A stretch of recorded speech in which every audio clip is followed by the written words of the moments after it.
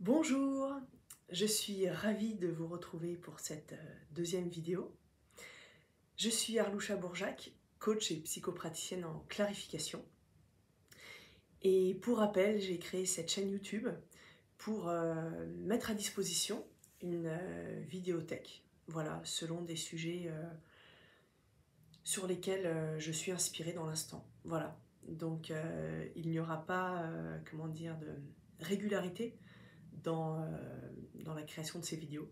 Ça sera vraiment comme je ressens le besoin d'en faire. Pour information, vous retrouverez dans le descriptif de cette vidéo le lien vers mon site internet pour celles et ceux qui seraient intéressés de comprendre plus en détail mon métier en clarification et l'accompagnement que je propose dans celui-ci. Cette vidéo et toutes, et celles précédentes et celles qui vont suivre, ont vraiment pour but de créer un support pour les clients que j'accompagne déjà actuellement. Voilà, je trouvais que le fait de faire des vidéos sur certains thèmes, donc les thèmes seront écrits dans le titre de la vidéo, cela vraiment peut faire des outils au quotidien et ouvre également à d'autres perspectives que celles que l'on peut aborder en séance, en consultation. Et pour les autres personnes qui ne font pas partie de ma clientèle, pour l'instant, j'avais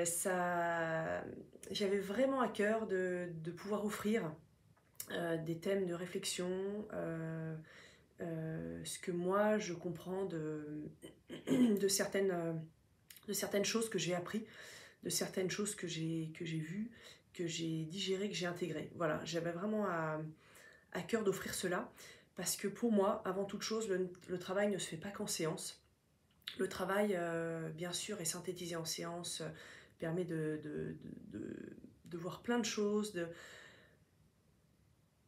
de vraiment booster le travail, mais on constate et on pratique vraiment au quotidien, en chaque instant. Vraiment, la vie, pour ça, est la meilleure des enseignantes, car comme j'aime à le dire, tant qu'on n'a pas compris la leçon, elle nous la répète. Donc la science vraiment encadre et synthétise tout cela. Ça permet vraiment de dynamiser et le reste vraiment se fait en dehors des séances. Donc j'ai vraiment à cœur d'offrir à tous ceux qui souhaitent ces supports-là. Vraiment le but, c'est, moi mon but premier, c'est d'aider les gens, quel que soit le cadre dans lequel je le fais, que ça soit en séance ou en dehors des séances, voilà, vraiment dans le quotidien.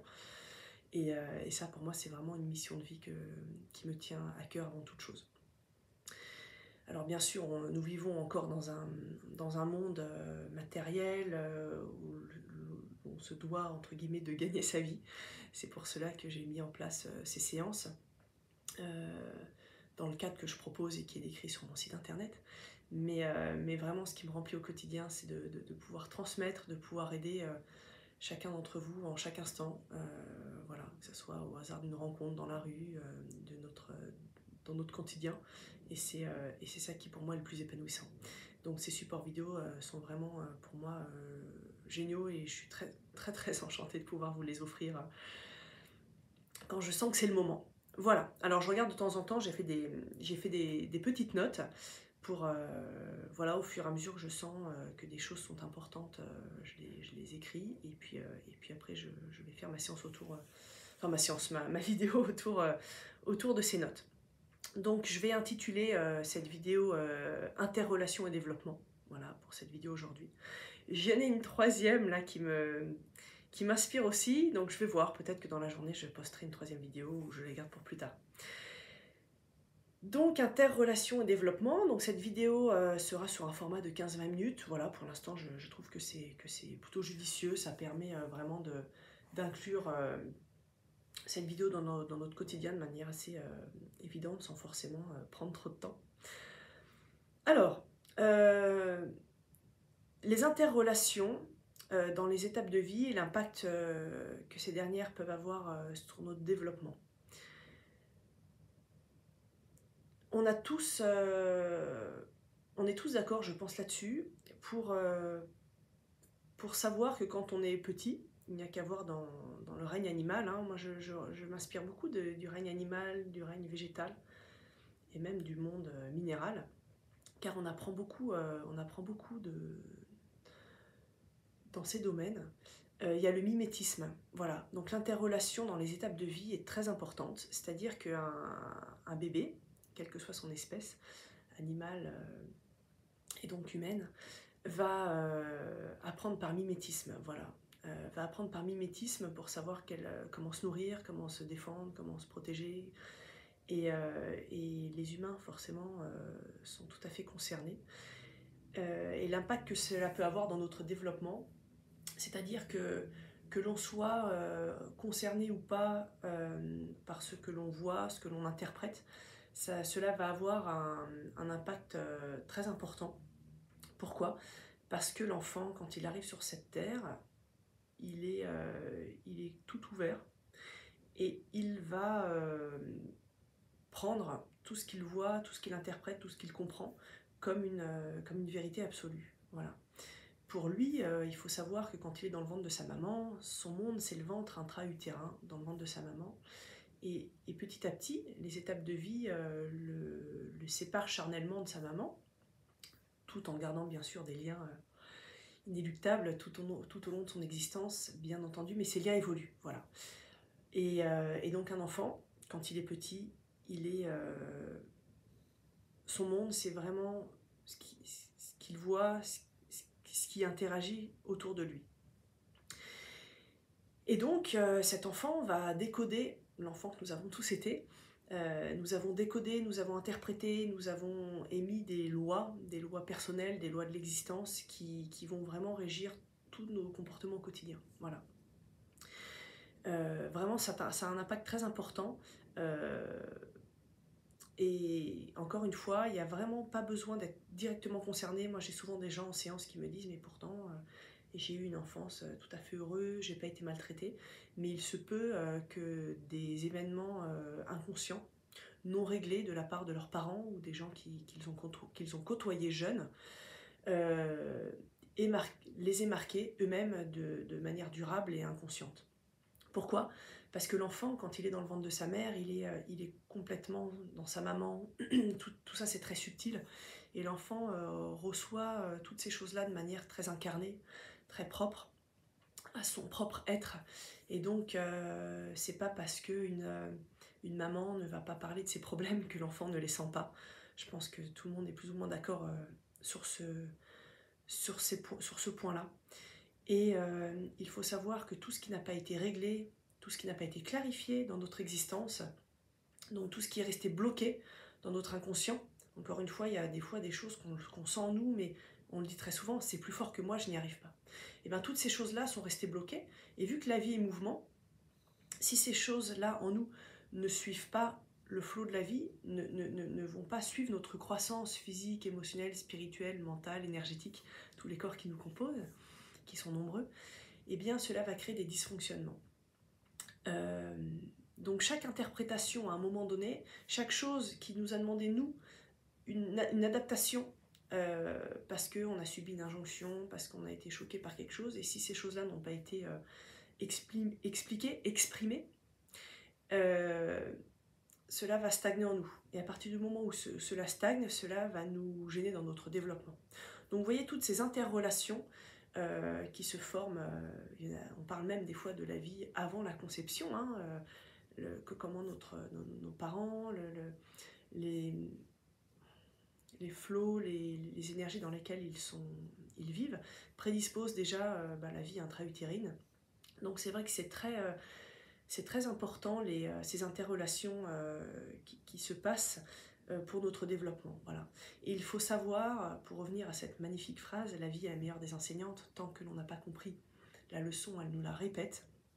C'est important de comprendre que tant que l'on n'a pas vraiment pris conscience, mais pris conscience au plus profond de notre être, pris conscience ça veut dire quoi? Ça veut dire ok, j'ai ça en moi, déjà voir ce qui se passe en nous, voir et accepter. Accepter ne veut pas dire être d'accord, accepter c'est dire ok, j'ai ça en moi. Et se laisser complètement transcender par l'émotion, par les pensées, par les sensations physiques, émotionnelles et tout ce qui se passe en nous, on ne pourra pas en être libéré. Et donc la vie va toujours nous mettre dans des expériences de vie quelle qu'elle soit, que l'on voit le rapport ou que l'on ne voit absolument pas le rapport, pour que l'on puisse revivre l'expérience. Voilà. Pourquoi est-ce qu'on a besoin de la revivre? C'est parce qu'on a besoin de la dépasser. Vous savez, c'est comme, je parle souvent des sportifs, voilà, il y a qu'une place sur le podium, en tout cas à la première place, et c'est vrai qu'ils doivent passer par des efforts et des efforts et des doutes, ils doivent transcender, se dépasser, et en même temps écouter leurs propres limites pour pouvoir petit à petit les améliorer, les dépasser, pour pouvoir se prétendre à cette première marche. Et la bonne nouvelle dans le cheminement à soi, c'est qu'on est tous appelés à cette première marche du podium, donc il n'y a pas de compétition. Bien que la compétition dans le milieu sportif, justement, permet d'aller toujours plus loin et de se dépasser soi-même, là, j'ai envie de dire, il y a plutôt de l'inter-relation,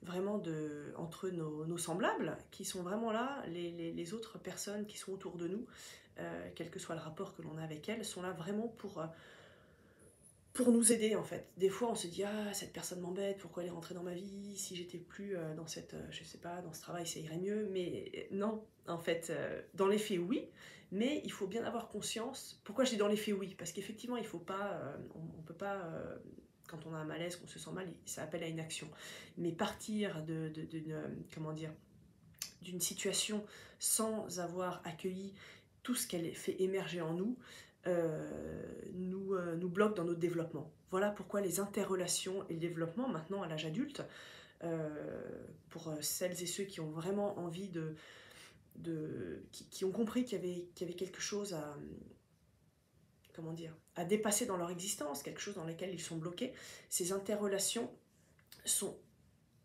indispensables pour leur développement. Voilà, sont vraiment indispensables pour aller mieux, comme on dit assez communément.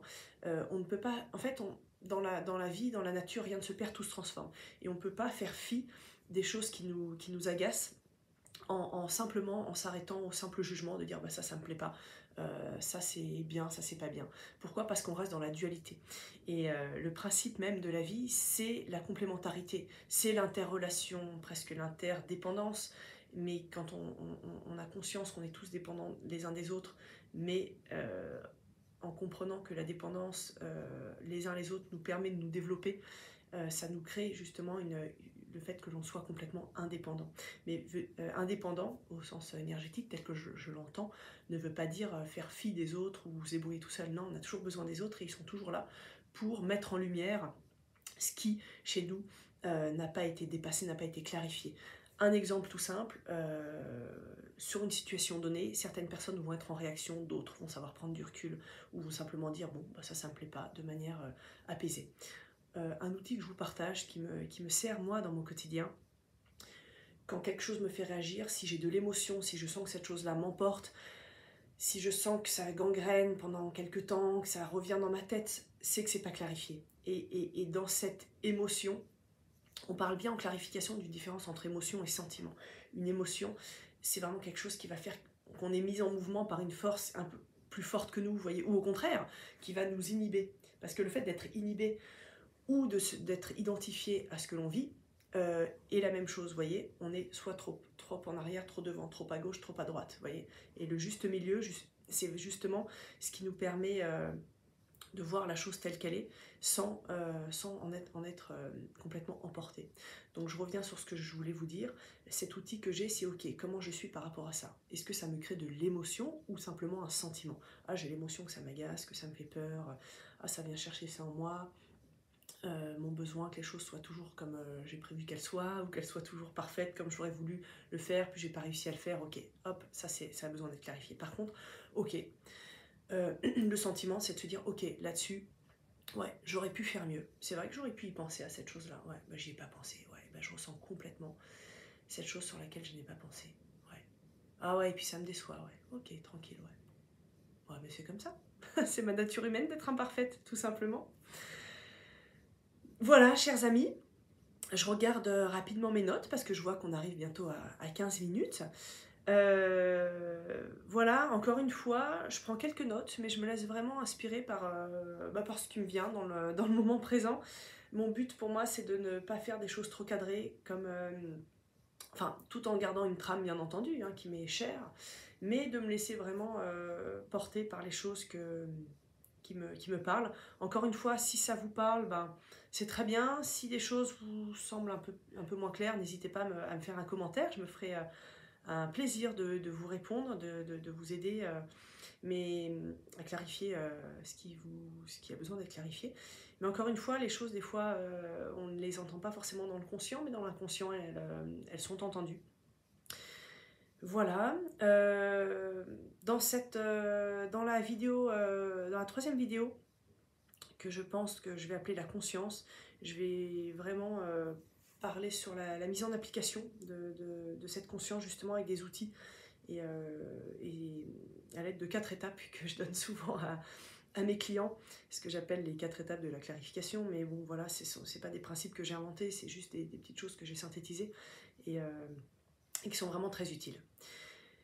Voilà mes amis, eh bien écoutez, c'était encore une fois un plaisir pour moi de vous partager cette vidéo et j'espère qu'elle pourra vous être utile. C'est pour moi très important de pouvoir, voilà, être à l'écran avec vous. Et sachez que j'y mets vraiment toute mon énergie, tout mon cœur. Et pour moi, ce métier de coach et de psychopraticienne et de tout ce que je peux être au quotidien est pour moi vraiment une mission de vie, parce que je pense qu'on n'est pas sur Terre simplement pour être limité, pour être embarrassé de tout un tas de choses. On est vraiment sur Terre pour faire l'expérience humaine, et dans cette expérience humaine, pouvoir se libérer de tout ce qui nous compose aussi sur le plan subtil, sur le plan énergétique, car avant d'être matière, on est énergie. Et vraiment, j'ai à cœur de vous donner tous ces outils, parce que je pense que cette expérience humaine que nous vivons est vraiment géniale et formidable, et quand nous comprenons comment faire en chaque instant, je vous assure que ça s'ouvre, ça n'arrête pas de s'ouvrir. Le champ des consciences est extrêmement vaste en fait, et moi je suis en joie de découvrir qu'à chaque fois que je transcende des choses qui me limitaient, ça m'ouvre un bonheur aussi important que la limitation me faisait souffrir. Voilà, donc vraiment, si j'ai une super bonne nouvelle à vous donner, c'est que plus les choses vous font souffrir à l'instant, plus le bonheur sera grand. Voilà, tout est à l'équilibre, et c'est ça qui est absolument génial. Et moi encore aujourd'hui, des fois j'ai des choses qui m'agacent, et je me dis bon, ok, comment je fais? Maintenant je vais appliquer ce que je propose à chacun d'entre vous d'appliquer en chaque instant. Et après, une fois que ça a fait son œuvre, une fois que ça a cicatrisé, je retrouve des fonctionnalités, des champs de conscience encore plus vastes, et encore plus de bonheur. Donc, et pour moi, la cerise sur le gâteau, c'est vraiment de pouvoir le partager. Voilà. Le bonheur est génial quand on le vit, mais encore plus grand quand on peut le donner, le partager, et vraiment aider chacun d'entre vous à cette belle prise de conscience, à cette belle expérience. Parce que vraiment, quand on transcende les choses par soi-même, quand on les vit par soi-même, c'est bien plus grand que quand on vous l'apporte tout préparé sur un plat, et ça n'a rien à voir. Voilà, vraiment, l'effort que vous vivez vous donnera grande satisfaction. J'imagine que en chacun d'entre vous, dans certains domaines de votre existence, il y a des choses dans lesquelles vous excellez, que ce soit sur le plan artistique, sur le plan musical également, sur le plan sportif, voilà, on a tous des dons en nous, et